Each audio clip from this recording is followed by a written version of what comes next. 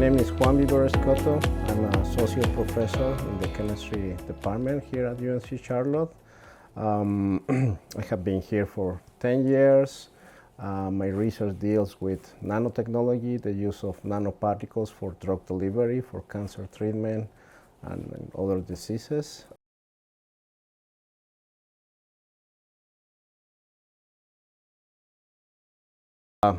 After following the traditional pathway that you need to follow when you are pursuing a career in academia, which is ending your Ph.D., doing a postdoc, which my postdoc was at Chapel Hill. I started applying for I guess, different positions, and I was lucky enough to get an offer from UNC Charlotte around 10 years ago, a little bit more than 10 years ago, and I started as an assistant professor.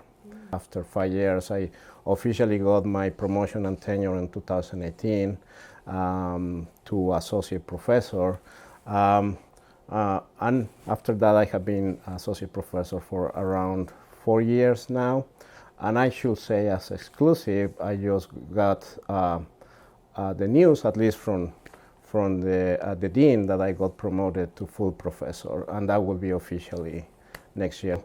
I actually went to industry for a couple of years, and I at least where I was involved, I didn't like that much after 2 years or 3 years of being in industry. So I came back to my original goal, to pursue my original goal, what that was to be a scientist, and something that I started to learn on all that journey is that a good way or best way for me to be a scientist was to be in academia, because there you have the combination of being able to do your research and also do teaching, and teaching is also important. That's something that at least in my case I have in my blood. I still remember when I was at high school, tried to help some of my peers there to understand math, the same when I was in college.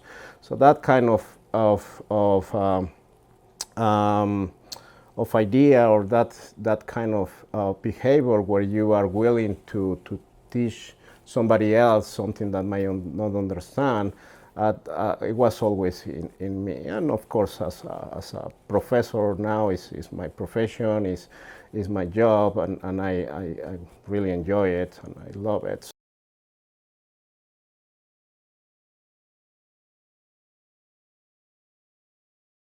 There is nothing there, at least established, that teach you how to teach. So, so when I first came to the university, my very first semester was complicated because everything was new to me, and just starting from to put a class together, to put the syllabus together, to start to get notes, the material, pretty much from scratch. Of course, you have your colleagues that have taught that class before, and they might share their material with you, but you want to give your own angle to that class too. So that was unexpected in the sense that, well, we are not well prepared to before coming to the university or to join into academia as a professor. We are not well prepared to teach. So you are learning along the way different techniques. I might add something unexpected but related to research, if I can add that. As I said, I was always looking forward to be a scientist. When you are a PhD student, a postdoc, you are really in the lab doing experiments. And what is unexpected, and sometimes we don't realize that when we are at those stages, when you are a professor, 90% of your work is here on the desk, writing runs, writing papers, very few time in the lab actually doing experiments. I mean, I'm not saying that as a complaint. It's just something that we need to know. If we really want to pursue this career, we need to know that, well, once you are a professor, what you enjoy doing in the lab most likely might not be there, or at least not as when you were a PhD student or a postdoc. That's, I think, something important to mention too, for again, the future generations that want to pursue this career, they realize that. And it's, again, I like it. I'm here. I'm enjoying more the students, what they are doing in my group, or I enjoy more when the students come up with good results in terms of the research. I really love that. I'm proud of them. So that's kind of my part now, since I cannot be in the lab. That's how I guess, translate that part of me that would like to be there through my students in the lab. So.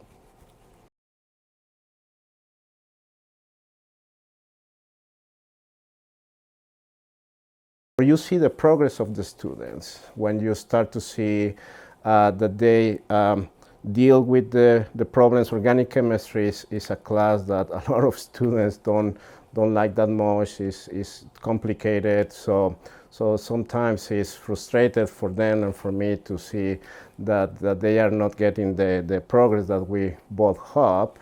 But by applying different techniques that I have learned along the way, by being with them and try to help, I have seen students, not always, I shouldn't say 100% of them, but some of them goes through that, and you can start to see how they appreciate the topic and they appreciate to learn, and at the end of the semester, I mean, coming with comments that you were part of that journey or learning process. That's something that I feel, I mean, proud of that, and that's something that I wasn't unexpected, at least at that level.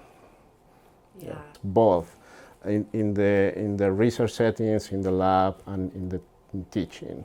I mean, seems in research how the students start to progress to become a scientist, how they start with pretty much having no idea what is the project about, and start to grow as a scientist, start to be trained as a scientist, and at the end of their journey as a PhD students, start even challenging me my own idea, saying, well, Dr. B, you are running this, we should do this and this, and that, I'm really proud of that, how they grow.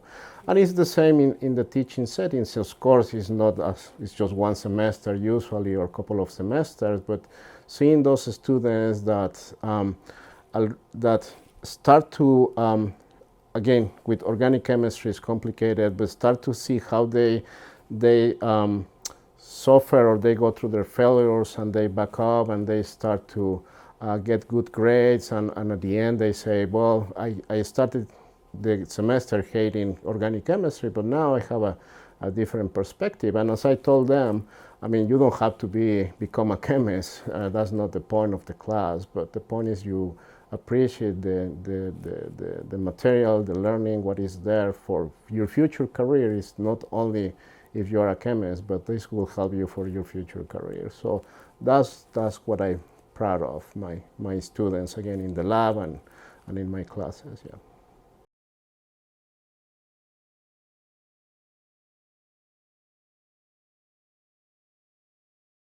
I think something important for somebody that wants to pursue this career is to start to create their own network pretty early.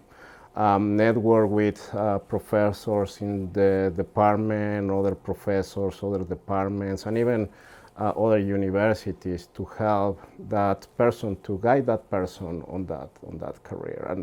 And that's something important that unfortunately I didn't do it early in my career. One of the issues that I see is that we are not prepared at all to teach, to be a professor. So with that network, maybe they can tell you, well, start to take some workshops, or start to ask a professor, let you do like a guest lecture.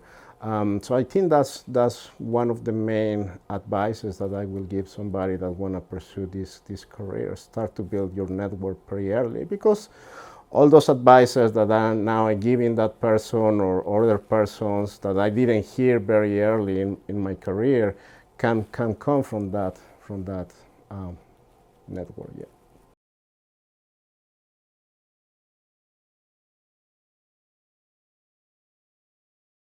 One of the main barriers that I have seen and I actually have personally feel in this career as a professor is the imposter syndrome. When I was a PhD student, I heard about that concept and I was just like, what is that about? I didn't care, pay attention. I was more focusing on doing my research. But now that I'm a professor, as I say, I have seen with other colleagues, I mean, mainly minorities that come from minority groups. And I have feel in myself that idea in your mind that, okay, I'm somebody from Mexico and I'm a Latino, okay, what I'm doing here, how I compare with other professors from Harvard, from MIT, all these ideas that goes around our mind that are there, they are real. So my advice is not deny those ideas. And again, going back to this recommendation or this advice of getting your network, just try to get some support, try to get some advice for them, tell you, cheer you up, yeah, you can do it, just keep pushing forward and you will do it. And because for some of us, those ideas stay in our mind, saying, well, again, I'm from a minority group, people see me like I should be in a restaurant or should be cooking, not as a professor. For some of us that stop to pursue our dreams, say, well, that's where I'm supposed to be, so that's where I'm going to stay, and never going or move forward to what really wanted. So that's something that I think I wanted to share, and I think it's important for future generations, again, from minority groups to know that they can do it. So.